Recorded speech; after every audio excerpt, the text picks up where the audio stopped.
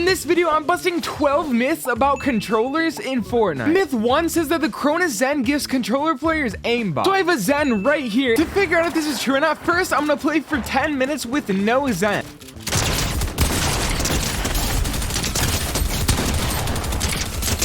And now I'm gonna turn on the mod. This right here is a mod that I can load onto my Zen, where it says it gives me like aim assist exploit.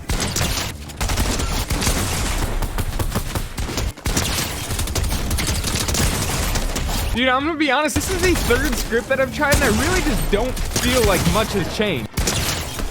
It's honestly so hard to tell.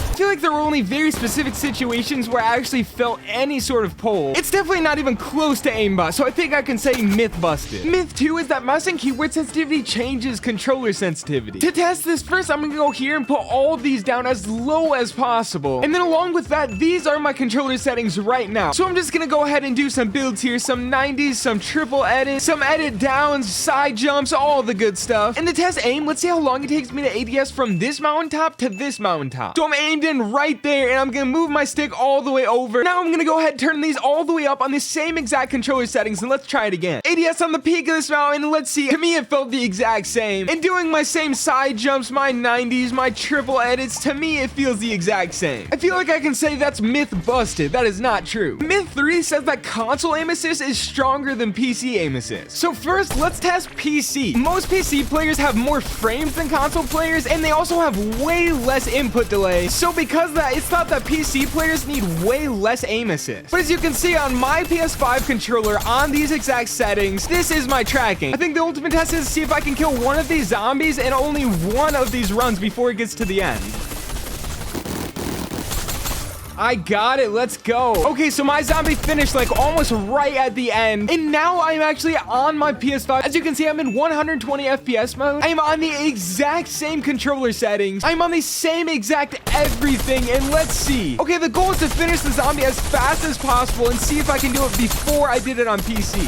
That string of headshots was actually insane. Bro, I just finished it right there. No way. I'm like locking onto the zombie's head. No way, bro. Console aim assist is actually so much better than PC. I actually can't believe how much stronger that felt. So that myth is definitely true. That myth is confirmed. Myth 4 says that players with expensive controllers are better than players with cheap controllers. So here I made a list of basically every tier 1 controller pro that I know of. There's about 25 of them here, and here are all the different controllers that they use. Going down the list, you can see Re uses a Scuff Infinity, Bile uses an Xbox One controller, L2 Coop uses an Astro C40, and the full breakdown is right here. 7 of the 25 pros use a Scuff controller, which are all pretty expensive. 6 of the pros just use the default PS4 controller. 2 additional pros use the PS4 controller, but they add a strike pack. 1 pro just uses the default PS5 controller. 3 pros use the Astro C40. 3 pros use the standard Xbox One controller, and 3 pros use the Xbox Elite. So the cost breakdown between the 25 pro controller players is that 40% of them are using a controller that costs less than $80.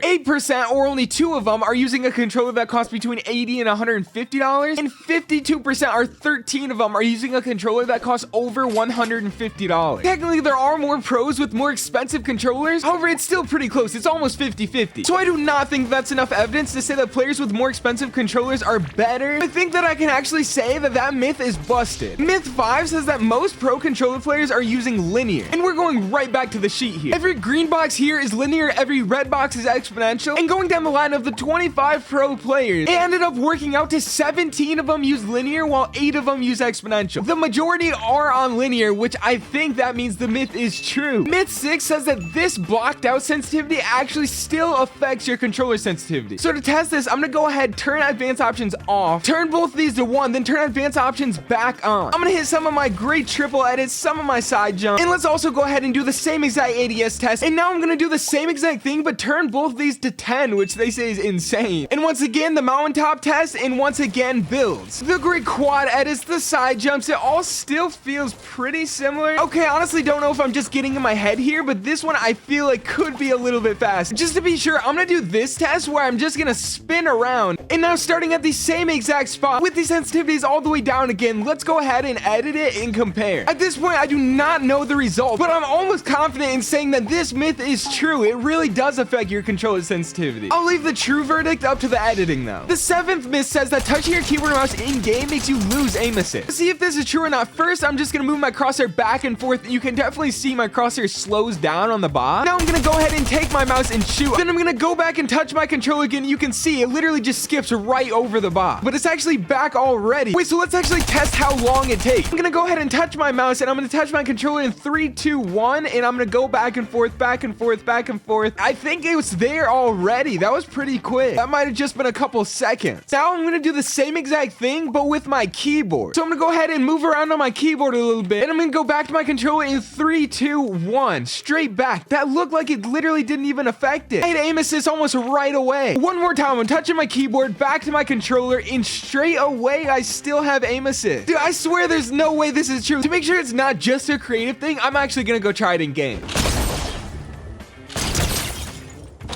Okay, I definitely had aim assist right there. I hit every single one of those shotgun shots. And now I'm gonna go ahead and wiggle my mouse a little bit, and then I'm gonna try to take some shots here.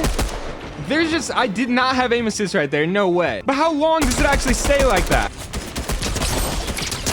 Okay, I definitely have aim assist back. Now let's go ahead and do the same test where I'm touching my keyboard. So I'm back on my controller. And right away, I have aim assist back, dude. There's no way.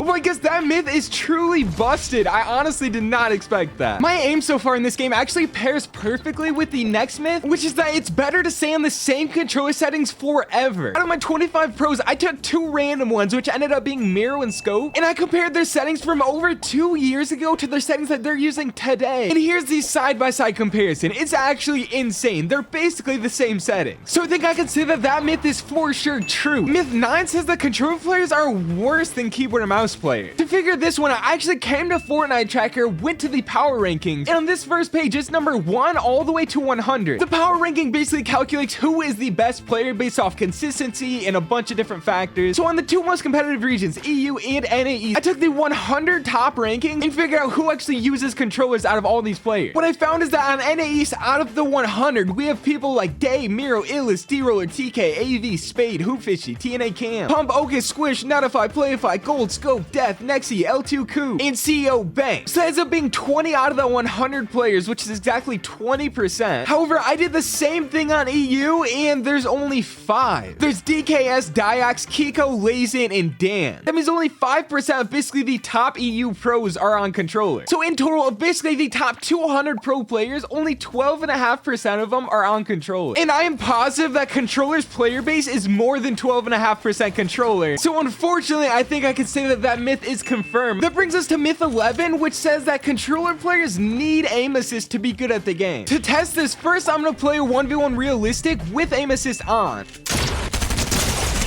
That's what my aim looks like with aim assist on. Now, I guess since I learned I can touch my keyboard and mouse without repercussions, I can go ahead, go here so I can do it way faster, turn aim assist off. And now let's go ahead and play the same exact round. Oh, with the flick shot. Bro.